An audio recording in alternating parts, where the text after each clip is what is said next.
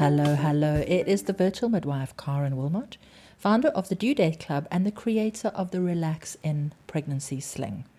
In this podcast series, I'm going to guide you through the why, where, how, and what of hypnobirthing. So whether or not you've never heard of it before and you're wondering what it is, or whether you've already started reading up and finding out more, by the end of this series, you'll know everything you need to know to decide whether or not it's something that you would like to include in your birth preparation. And by the way, I highly recommend you do.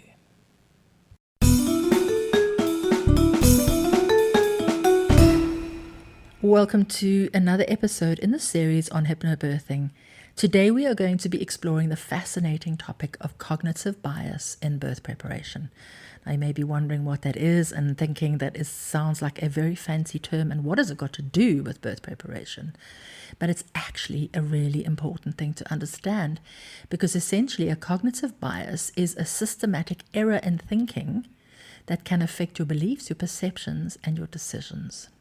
So these biases can impact your experience of childbirth if you don't fully understand them.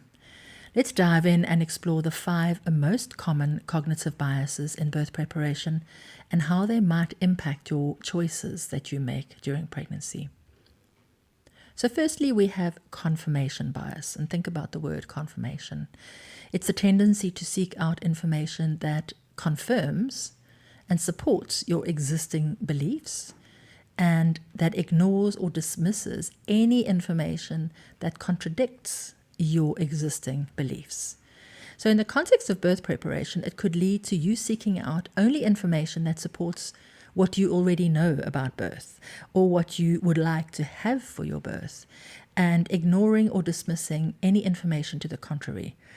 So let's use the example of hypnobirthing, that you may not know anything about hypnobirthing, and your only belief and expectation of childbirth is that it is painful, dangerous, scary, and you will seek out information that supports your belief, and any information that you might hear about hypnobirthing that tells you your birth could be calm, that you could be in a deeply relaxed state, that by using visualization and breathing techniques you could experience your childbirth differently, you will either ignore or dismiss that as being woo-woo or crunchy or just not for you.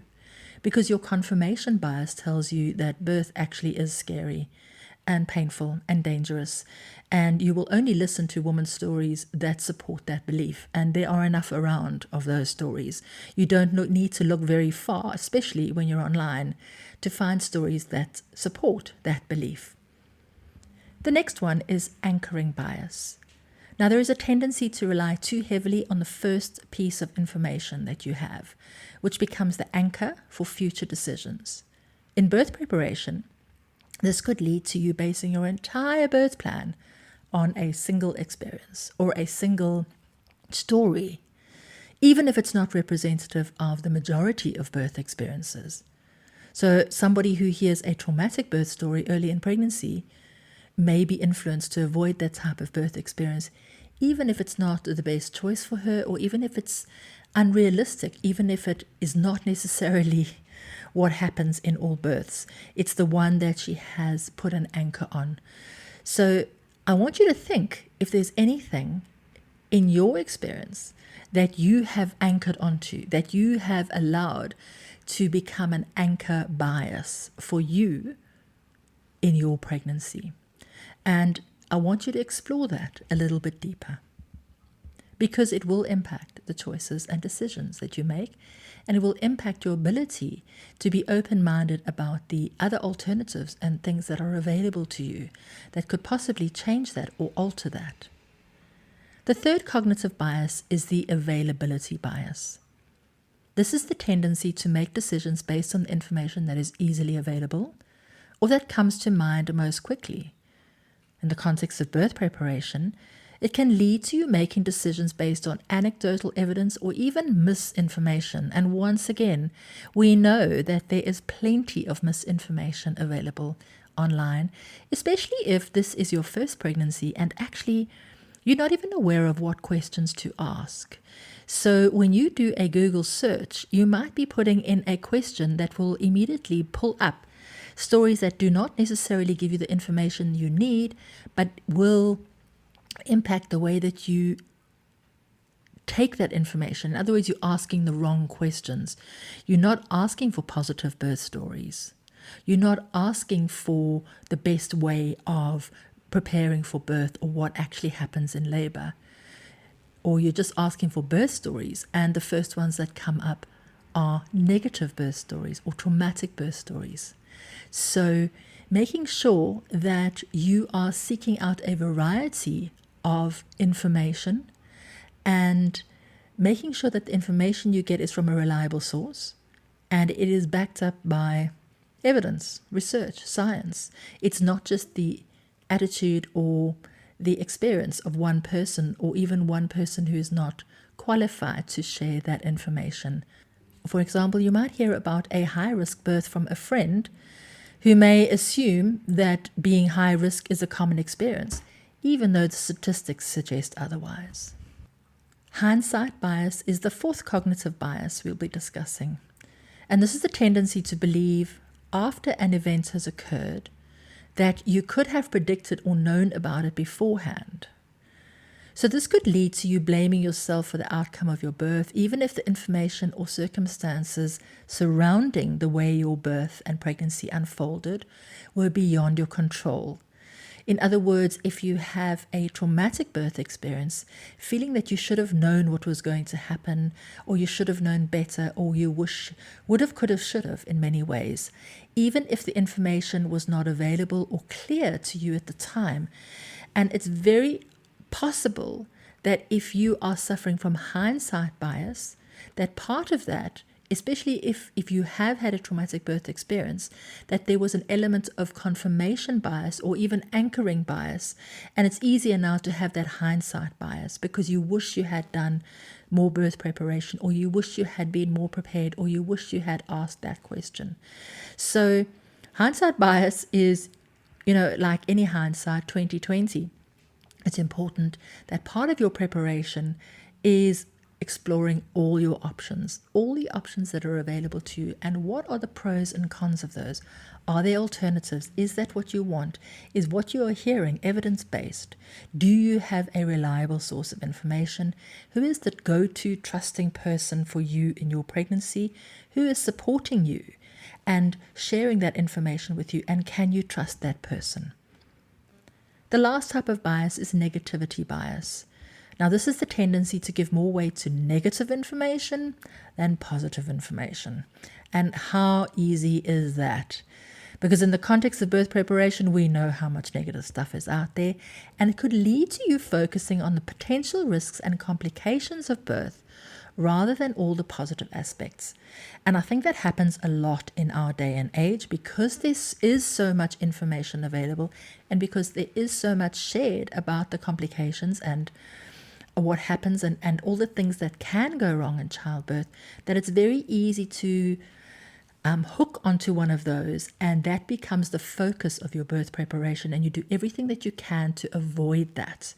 And that shouldn't be the basis of your birth preparation. Your birth preparation needs to be flipped around, and you're preparing for your best birth, and part of your preparation is learning to understand and to know exactly what happens in your body in pregnancy, how your body changes during pregnancy to support your baby, your growing baby, all the systems and functions of your body that change in preparation for childbirth, and what happens in labor. This has actually got a lot to do with a course that I offer called the Safety Nets of Pregnancy. And the Safety Nets of Pregnancy is essentially understanding how many of our systems are actually perfectly designed to support pregnancy, labor, and birth. And when you have that deep understanding and trust of exactly what is happening, that is the basis for understanding the pathophysiology and the complications. But your focus is on the physiology and on how normal birth is. And that makes it a lot easier to prevent or avoid the pathophysiology or the complications, because then you're really going into it not from a place of fear, but from a place of understanding and trust. And when you come at it from that way, then it's a lot easier to ask the right questions when you are faced with some form of pathophysiology or a complication, or when things don't go according to plan, it's a lot easier to then pivot because you're asking the right questions. You understand that there are certain factors that are out of your control, and you understand the interventions that are available when things don't go according to plan. So, learning how to counteract these biases and make informed decisions will hugely impact your experience. So first and foremost, it's really important to seek out a diverse range of information from credible and reliable sources. Like me, of course, But that can obviously include talking to and learning how to communicate effectively with your main health care provider. Now, if your main health care provider is an obstetrician, bear in mind that your appointments are generally no longer than 15 minutes. So it's not a lot of time to go into much detail about the various aspects. So it really is your responsibility to educate yourself and understand that, so that if you do have to have a conversation within the very short and limited time span of your regular routine appointments, that you're able to ask questions and get answers. And if you don't understand those answers, to know what follow-up questions to ask, to explore exactly what it is that is being recommended or suggested that you don't really understand. And of course, you want to be reading books and articles, connecting with other women who've had positive birth experiences. And of course, that's a lot of what I offer in the Due Date Club. It is a community of women who are all feeling the same as you, who have all probably experienced similar biases, but by understanding those biases, you can move beyond them and use them as part of your birth preparation. I'm sure that you found this as fascinating as what I do. I absolutely love this part of the hypnobirthing training, and I hope that it encourages you to think of whether you are experiencing any of those biases at the moment in your experience with your pregnancy, and what you can do to move beyond them and how it might impact your pregnancy and birth. Thank you for listening to this episode of the Virtual Midwife podcast, and I truly hope that you found it inspiring and informative. If you want to continue the conversation, then come along and connect with me and other expecting parents in my community, the Due Date Club. This is a safe and supportive space where you can share your experiences, you can ask questions, and get guidance from myself, other members, and a team of experts that I've brought together to support you. Just visit the website, the Due Date Club, and click on the tab to get started. If you enjoyed this podcast, I'd be so grateful if you could share it with your friends and anybody you think would benefit from this information.